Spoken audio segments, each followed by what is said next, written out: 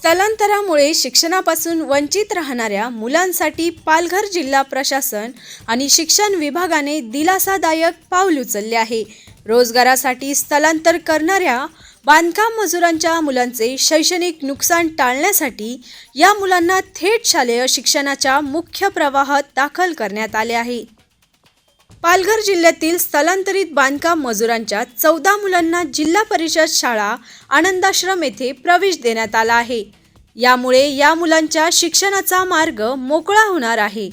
जिल्हाधिकारी कार्यालय, शिक्षण विभाग आणि स्पर्श फाउंडेशन यांच्या संयुक्त पुढाकाराने तातडीने सर्वेक्षण करण्यात आले। या सर्वेक्षणातून शाळाबाह्य आणि स्थलांतरित मुलांची ओळख पटवून त्यांना शाळेत आणण्यात आले। शाळेत प्रवेश दिलेल्या या विद्यार्थ्यांना केवळ प्रवेशच नाही तर मोफत पाठ्यपुस्तके आणि गणवेशाचेही वाटप करण्यात आले आहे। जिल्हाधिकारी डॉक्टर इंदुराणी जाखड आणि जिल्हा परिषदेचे मुख्य कार्यकारी अधिकारी मनोज रानडे यांच्या हस्ते साहित्य देण्यात आले।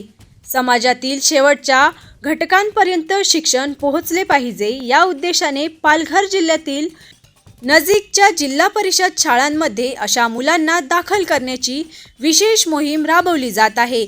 या उपक्रमामुळे स्थलांतरित कुटुंबांमध्ये आनंदाचे वातावरण असून मुलांच्या भविष्यासाठी हा निर्णय महत्त्वपूर्ण मानला जात आहे।